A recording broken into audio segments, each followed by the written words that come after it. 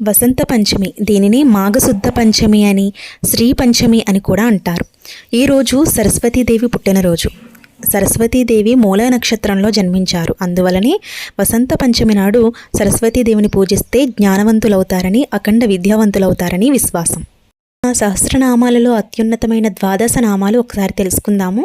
భారతి, సరస్వతి, శారద, హంసవాహిని, జగత్ఖ్యాతి, వాగీశ్వరి, కౌమారి, బ్రహ్మచారిణి, బుద్ధిదాత్రి, వరదాయిని, క్షుద్రగంట, భువనేశ్వరి. వసంత పంచమి పూజా విధానం తెలుసుకుందాము. వసంత పంచమి రోజున ప్రాతకాలమే నిద్ర లేచి తెల్లని వస్త్రాలు ధరించి ముందుగా ఇంటినంతా శుభ్రం చేసుకోవాలి. అక్కడ పద్మము, శంఖము, చక్రము వేసి పీఠం మీద సరస్వతీదేవి ప్రతిమను కానీ ఫోటోను కానీ ఉంచి ముందుగా గణపతికి పూజ అనేది చేయాలి. తరువాత అమ్మవారి ఫోటో ముందు మినపపిండితో దీపం చేసి ప్రమిదలో నెయ్యి వేసి వత్తి పెట్టి దీపం వెలిగించి కొత్త పుస్తకాలను పెన్నను అక్కడ ఉంచి అమ్మని ఆరాధించాలి. తల్లిని తెల్లని కమలాలతో లేదా ఏదైనా తెల్లని పుష్పాలతో అర్చించాలి, మాల వెయ్యాలి. తరువాత సుగంధ ద్రవ్యాలను రంగరించిన గంధమును సమర్పించాలి.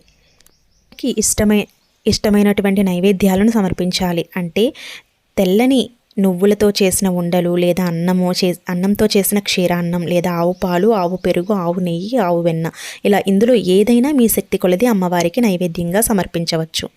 చాలామంది తమ పిల్లలకు అక్షరాభ్యాసం జరిపించే ఆచారం కూడా ఉంది.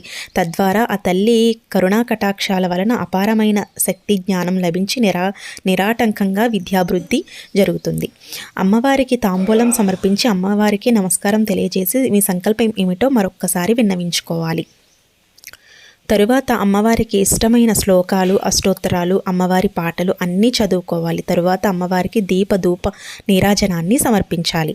తరువాత అమ్మవారికి ముందు ప్రదక్షిణ చేసి అమ్మవారికి నమస్కరించుకోవాలి. అక్కడ అక్షింతలు మీ కుటుంబ సమేతంగా వేసుకోవాలి. తరువాత మీ కుటుంబ సభ్యులు అంతా ప్రసాదాన్ని స్వీకరిస్తే అమ్మవారి అనుగ్రహం కలుగుతుంది. అయితే ప్రసాదంగా మీరు ఏ నైవేద్యం చేసినా ఖచ్చితంగా పానకం చేసి అమ్మ ముందు ఉంచి పూజ చేసుకోండి, చాలా మంచిది.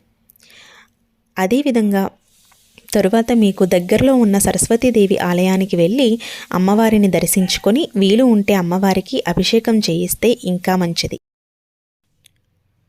అలాగే వసంత పంచమి నాడు పిల్లలతో అమ్మవారికి పూజ చేయిస్తే వారి చదువు జీవితం వృద్ధుల పదంలో నడుస్తుంది. ఈ రోజున పుస్తకాలు, తెల్లని పువ్వులు లేదా పండితులకు వస్త్రదానం, కూరగాయల దానం ఇస్తే చాలా మంచిది.